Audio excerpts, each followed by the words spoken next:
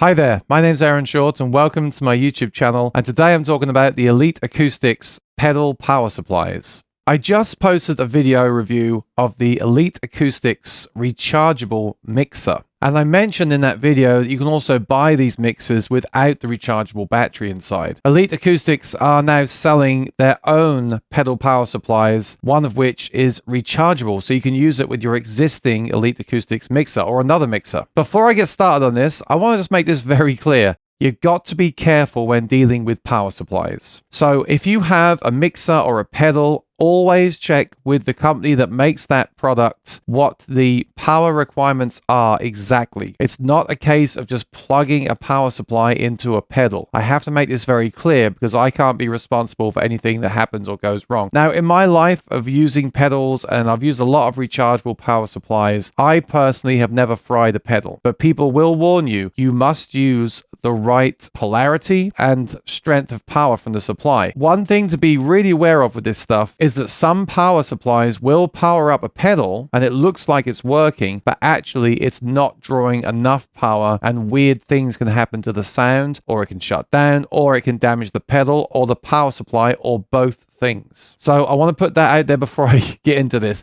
And this isn't just about this product, this is about any battery you use. Having rechargeable batteries and being able to play remote is very popular now with musicians, but do always check the specs of what you're powering to make sure you're not going to do any damage. All right, having said that, let's check out these power supplies.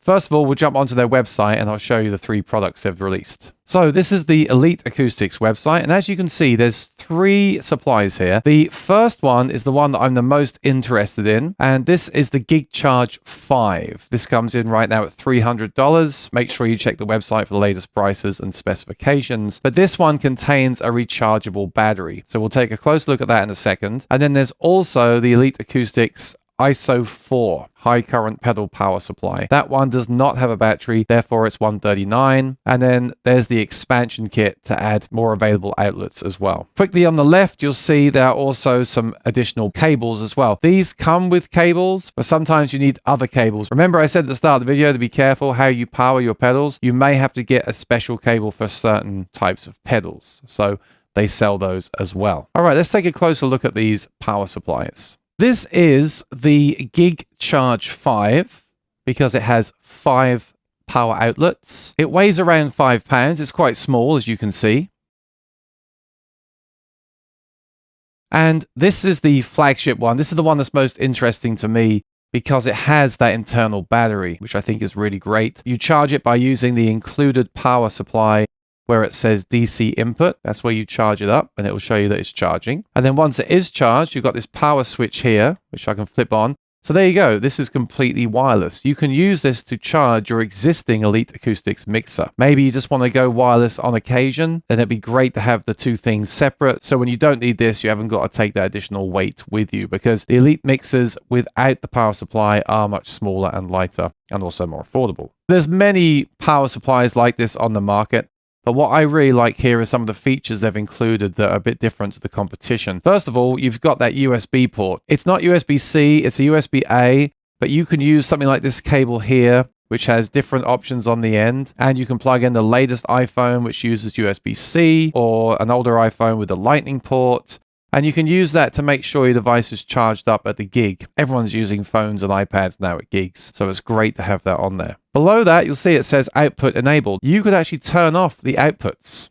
Why would you do this? Well, you may want to do it to avoid noise, but you don't need to worry about that because these are isolated outputs. When they're not isolated, you can get a lot of hum and noise. These are isolated, so that's a good thing. But let's say you're only using output 1, you could actually turn the others off. So check this out. If you just use those dip switches, the other ones have gone off. I'm just using output 1 now. That means the battery should last longer because the other ones are completely disabled. The battery life on here depends how many pedals you're using, how much power you're using, of course. According to Elite Acoustics, a full charge of this should give you 5 hours if you're using the 500 milliamps outputs and 3 hours if you're using the 1 amp outputs. So it really depends what you got plugged into this. Obviously that'll affect how much power it's drawing. And as you can see at the end there, on the last output, you've got 9 volts or 18 volts. You select that with the slider. And next to that, you've got 1,000 milliamps at either 9 volt or 12 volt. It looks like this won't power the really power hungry pedals like Quad Cortex. A Quad Cortex really needs a dedicated power supply. You can get batteries that will power it. I've seen people do that online, but this is really for your tuner, your delay pedals, your reverb pedals and things like that. So once again, just make sure you check the requirements